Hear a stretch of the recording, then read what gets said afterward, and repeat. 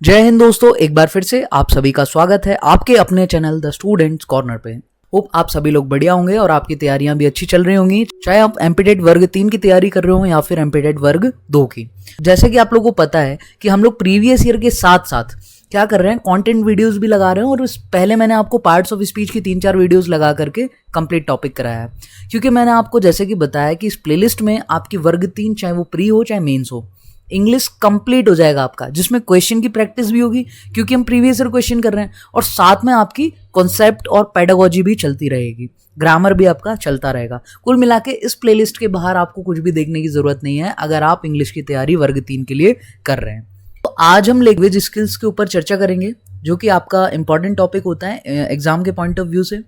ये आपके एग्जाम फिर जब आप टीचर बन जाएंगे तब भी आपको ये बहुत काम आएगा, है ना, क्योंकि मैं अभी आजकल ट्रेनिंग लेता हूँ, वहाँ पर मुझे ये सब चीज़ें बताई जाती हैं। तो सर लैंग्वेज स्किल्स यानी भाषा कौशल की अगर हम बात करें तो हम इस क्रम में याद रखते हैं LSRW। सर ये 4 आपके प्रमुख भाषाई कौशल होते हैं, ठीक है।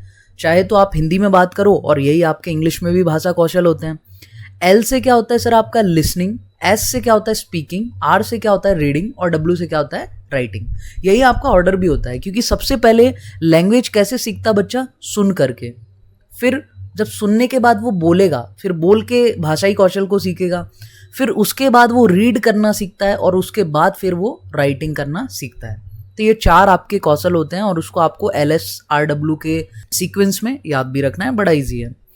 तो सर ये चारों आपके कौशल हो गए, लिसनिंग, स्पीकिंग, रीडिंग, राइटिंग। आगे अब हम चर्चा करते हैं कि इन चारों को हमें किस तरीके से देखना चाहिए एग्जाम के पॉइंट ऑफ व्यू से। तो कुछ important points, these should be learn in an integrated manner. हमें इनको जो एक इंटीग्रेटेड मैनर में सीखना चाहिए, ठीक है, इंटीग्रेटेड तरीके से, यानी आपस में एक दूसरे को जोड़ करके। फिर जो आपकी ये जो लिसनिंग और स्पीकिंग होती हैं, ये प्राइमरी स्किल्स होती हैं। शुरुआत की जो दोनों होती हैं सर, लिसनिंग और स्पीकिंग, है ना, पहले नंबर पे लिसनिंग, दूसरे पर स्पीकिंग। तो ये दोनों आपकी सर क्या होती हैं, ये दोनों आपकी प्राइमरी स्किल्स होती हैं, क्योंकि सबसे पहले इन दोनों चीज़ों की शुरुआत होती है। दोनों प्राइमरी होंगी तो फिर रीडिंग और राइटिंग क्या हो जाएंगी सर, अगर कभी क्वेश्चन आया तो ये सेकेंडरी पर आएगा, लेकिन इन पर क्वेश्चन आता है कि आपकी प्राइमरी लैंग्वेज स्किल्स कौन कौन सी होती हैं इन चारों में से, तो वो आप क्या बोलेंगे, स्पीकिंग एंड लिसनिंग, क्योंकि सबसे पहले यही दोनों होती हैं। तो सीक्वेंस याद रखना बड़ा ज़रूरी है। फिर तीसरे पॉइंट पर चर्चा करते हैं, listening and reading are receptive. Sir listening और रीडिंग जो है, सबसे पहले नंबर पर है आपका लिसनिंग और तीसरे नंबर पे आपका रीडिंग। यहाँ पर मैं आपको बता दूं LSRW।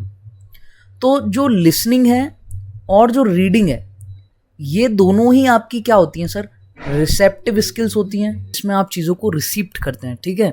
जब आप किसी चीज़ को सुन रहे हैं, बच्चा किसी चीज़ को सुन रहा है और दूसरा अगर वो किसी चीज़ को पढ़ रहा है, तो इन दोनों में से वो क्या हो रहा है, कुछ इन्फॉर्मेशन ले रहा है, ग्रहण कर रहा है, रिसीव कर रहा है। इसीलिए ये दोनों ही आपकी क्या होंगी सर, रिसेप्टिव स्किल्स होंगी, ठीक है। और बाकी की जो 2 आती हैं, कौन सी, स्पीकिंग एंड राइटिंग। अगर आप बोल रहे हो तो आप अपनी चीज़ों को सामने रख रहे हो, प्रोड्यूस कर रहे हो, और अगर आप अपनी भावनाओं को बोल नहीं रहे हो तो आप लिख करके भी बता रहे हो, तो कुछ अपने आइडियाज़ को बता रहे हो, ठीक है, कहीं और दे रहे हो, मतलब प्रोडक्टिविटी दिखा रहे हो। तो जो स्पीकिंग और राइटिंग होता है, उससे आप अपनी भावनाओं को व्यक्त करते हैं, ठीक है, कुछ इन्फॉर्मेशन ले नहीं रहे हैं, आप इन्फॉर्मेशन दे रहे हैं। तो ये दोनों आपकी प्रोडक्टिव स्किल्स होती हैं। बड़ा ईजी है चीज़ों को याद रखना। जब आप कोई चीज़ व्यक्त कर रहे हैं, कोई इन्फॉर्मेशन दूसरे को दे रहे हैं, तो या तो लिख कर देंगे या बोल कर, तो वो प्रोडक्टिव है। जब किसी चीज़ को आप सुन रहे हो या पढ़ रहे हो, तो आपको इन्फॉर्मेशन कोई मिल रही होगी, आप किसी चीज़ को ग्रहण कर रहे हैं, तो दोनों आपकी रिसेप्टिव स्किल्स होती हैं। आगे और चौथे पॉइंट पे बात करते हैं, writing and speaking are productive. ये हो चुका है और इसको एक्टिव भी कहते हैं, क्योंकि जब आप बोल रहे हैं या लिख रहे हैं तो आप एक्टिव रहते हैं, ठीक है, आपको एक्टिव रहना जरूरी है। हालांकि आपको सुनते टाइम भी एक्टिव होना जरूरी है, पढ़ते टाइम भी एक्टिव रहना जरूरी है, बट अगर फिजिकली देखें तो अगर आप बोल रहे हैं तो आप ज़्यादा एक्टिव हैं। तो ये एक्टिव स्किल्स भी कहते हैं। कई बार क्वेश्चंस के पॉइंट ऑफ व्यू से हमें इसको समझना है। और ये जो दोनों हैं, लिसनिंग और रीडिंग, ये आपकी पैसिव भी कहलाती हैं, क्योंकि इसमें आप चुप रहते हैं, सामने वाला बोलता है। आगे देखते हैं, 5वां पॉइंट है, writing is the most complex. देखो LSRW में LSRW सबसे बाद में जो आता है राइटिंग, है ना, ये सर सबसे ज़्यादा कॉम्प्लेक्स चीज़ भी होती है। सबसे कॉम्प्लेक्स अगर क्वेश्चन आता है कि the most complex language skill is. तो इन चारों में से आपको कौन सा बताना है? राइटिंग ये सबसे ज़्यादा कॉम्प्लेक्स होती है। तो ये कुछ पॉइंट ऑफ व्यूज़ के हिसाब से हमें इंपॉर्टेंट पॉइंट्स ध्यान रखने हैं। आप अपने नोट्स खुद बनाएगा, की पॉइंट्स बनाएगा, शॉर्ट नोट्स बनाएगा, ताकि जब एग्जाम आए तो आप 2 मिनट के अंदर इस टॉपिक को फटाफट से रिवाइज कर लें। अच्छा, अब हम टाइप्स ऑफ रीडिंग की बात करते हैं कि रीडिंग के अंदर सर कितने टाइप्स होते हैं। ये भी बड़ा इंपॉर्टेंट टॉपिक है अगर आप एग्जाम के पॉइंट ऑफ व्यू से देखें। तो मेनली यहाँ पर 4 तरीके होते हैं आपके। स्किमिंग होता है सर, स्कैनिंग होता है, एक्सटेंसिव रीडिंग होती है और इंटेंसिव रीडिंग होती है। मैं आपको बता दूं, स्किमिंग और एक्सटेंसिव जो होता है वो थोड़ा थोड़ा सिमिलर होता है, क्योंकि स्किमिंग हो या एक्सटेंसिव हो, इस दोनों को ही आपको क्या करना पड़ता है कि आप रैपिडली इसमें पढ़ते हैं, तेजी के साथ पढ़ देते हैं। सरसरी तौर पर आप इसको पढ़ देते हैं। क्वेश्चंस आते हैं, आपने प्रीवियस ईयर लगाए हैं मेरे साथ तो आपको पता होगा इन पे क्वेश्चन आते हैं। तो ये जल्दी जल्दी पढ़ने वाली 2 तरीके हैं, स्किमिंग और एक्सटेंसिव। ठीक है, जब आप किसी चीज़ को फास्टली और ऐसे ही सरसरी तौर पर पढ़ देते हैं।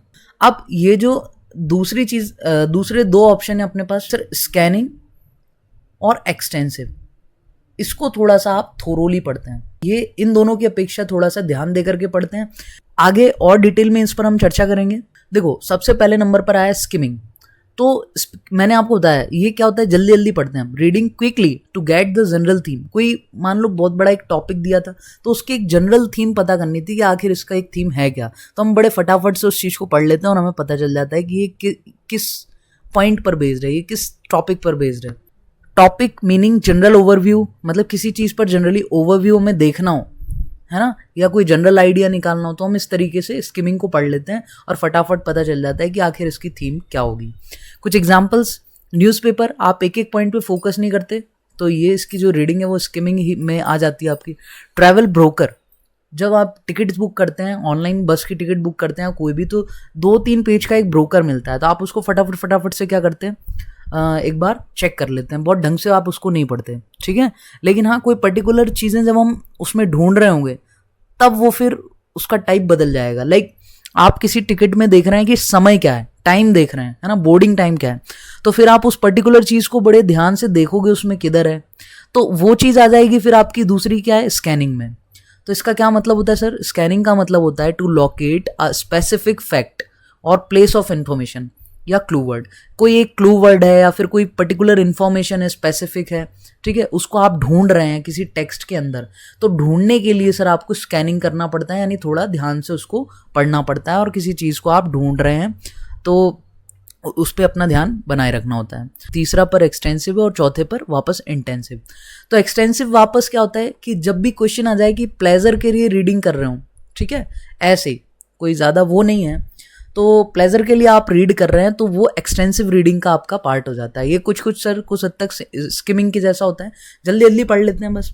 जैसे किसी बच्चे को कुछ पढ़ना, मान लो इंग्लिश पढ़ना सीखा है, तो वो क्या करता है, कोई भी चीज़ उठाएगा फटाफट से पढ़ लेगा उसके आनंद के लिए, तो वो एक्सटेंसिव रीडिंग होगी। चौथा होता है सर आपका इंटेंसिव रीडिंग। तो ये थोड़ा थोड़ा वापस आपका किसके जैसा हो जाएगा सर, स्कैनिंग के जैसा हो जाएगा। मैंने यहाँ पे भी बताया कि स्कैनिंग और इंटेंसिव ये एक टाइप की होती हैं, और स्किमिंग और एक्सटेंसिव ये दोनों एक टाइप की होती हैं। अब इंटेंसिव के अंदर भी आपको क्या होता है, कॉम्प्रीहेंसिव तरीके से, ठीक है, ये स्कैनिंग के जैसा है, आपको ध्यान से पढ़ते हैं, आप इसको कोई चीज़ कॉम्प्रीहेंस करते हैं, ठीक है, और थोरोली आपको इसको पढ़ना पड़ता है। किसी चीज़ को सर मान लो जैसे क्वेश्चन आ जाए, डीपली पढ़ रहे हैं हम, गहराई में जा करके, तो वो आपका इंटेंसिव रीडिंग आ जाता है, ठीक है। और स्किमिंग की भी एक चर्चा करें तो ये जल्दी जल्दी पढ़ना होता है, किसी चीज़ का जनरल आइडिया निकालना, में ओवरव्यू निकालना, जिस्ट कहते हैं। मान लो बहुत बड़ा टेक्स्ट है तो कोई एक छोटा सा उसका हमें निचोड़ चाहिए, तो हम सरसरी तौर पे उसको जल्दी जल्दी पढ़ देते हैं। तो होप आपको आज ये एक तो लैंग्वेज स्किल्स के बारे में चीज़ें क्लियर हुई होंगी, और दूसरा टाइप्स ऑफ रीडिंग अच्छे से समझ आ गया होगा। आज की वीडियो में इतना ही, फिर अगली वीडियो में कोई दूसरा टॉपिक लेकर के आएंगे। अच्छा, वीडियो आपको अच्छी लगी हो तो उसको लाइक और चैनल को सब्सक्राइब जरूर करें। थैंक यू सो मच, फिर मिलेंगे अगली वीडियो में, तब तक के लिए जय हिंद, जय Bharat, and wish you all the very best.